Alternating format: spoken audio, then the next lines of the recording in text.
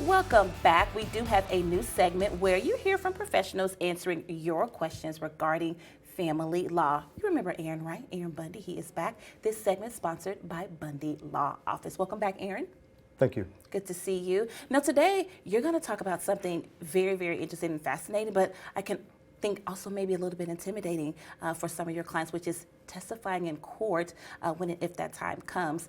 What do people need to know about this? So this is a favorite topic of mine because there's so much intrigue and mystique around it. And a lot of what we learn about the courtroom is from television and movies. That's right. So we've dug into this over the 18 years that I've been practicing family law. And the key thing I would tell people is that testifying in court is not intuitive.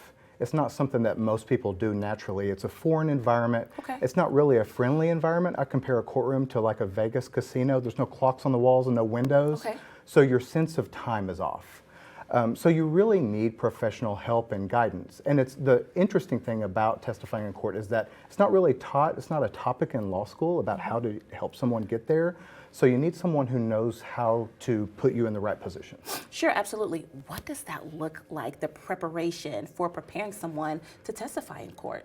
Sure. By the time you're getting ready to testify in court, which is a relatively rare event, right? Okay. Most divorce and child custody cases settle, but the ones that don't settle go to court, and that's how they're resolved. So it's fairly uncommon for someone who's not a lawyer to be in court and testifying, right? So you've got a level of anxiety. So you've got to talk through that with your lawyer. What does that look like and feel like? A lot of times that involves anticipating the issues and the questions that you're going to be asked and running through those, doing a dry run. Sure. I know a lot of people actually, when they're on TV, they ask us the same thing. Hey, can I have a dry run of questions, because that kind of helps calm them down. Do you see that in your case as well? For sure, you want to do that, but then it's court, right? So there's always going to be something happen that you didn't think about or couldn't have anticipated. And so that's kind of the fun part of it, but that's also part of the challenge, is preparing that person to handle those kind of questions in a good way. Sure. What have you seen from clients as they're on the stand, maybe if they're testifying? What are some ways to kind of calm them and maybe make them feel a little bit more comfortable about what's happening? To me, the key is to remember who you're talking to. The hard part about these cases when you're going to court is that you're going to have an opposing attorney ask you hard questions. Okay. And that's no fun, right? And so the tendency is to fire back at them sometimes and engage. And you've got to remember, your answers are not for them, even though they're the ones asking the questions. Your answers are for the judge or a jury if you're in a jury trial. So if you keep that in mind, it can really help reset you and remember that you're there to deliver information to that judge about your situation and not that person who's asking you questions that may not be so fun to answer. Sure. And I'm glad you mentioned that, because is there a right or wrong way to answer the questions?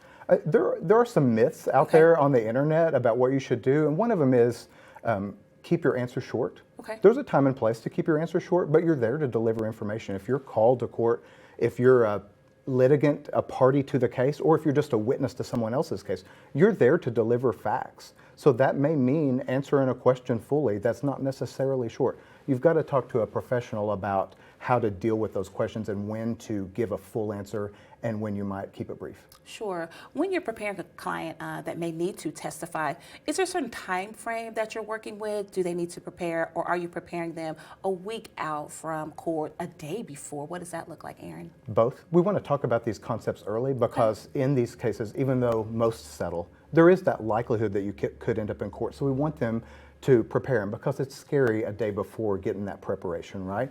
So as your case develops and it looks like you may not settle and end up in court, then we're going to turn it up and do more intense preparation, but hopefully we've laid the groundwork by then so you have an understanding of the concepts and it feels more familiar. We may even take you over to the courthouse to see what that looks like so you're more comfortable when you're there. Sure. So what I'm hearing is it's not like, okay, you testify, that's it, you're on your own. Your firm is really walking the client through each and every piece of the process, including what it could potentially look like if they've got to testify on the stand. So they're not alone. For sure. Your testimony is going to shape the outcome, so it's very important. We want to position you as best we can. Absolutely. If people are watching and they want to reach out to Bundy Law Office for any questions or even a consultation, how can they do that? They can call or text our number, 479-579-2121, or they can email us, info@bundy.law. Aaron, thank you so much for joining us today. Don't forget, we are doing these segments with Bundy Law Office every Tuesday, answering your questions regarding family law.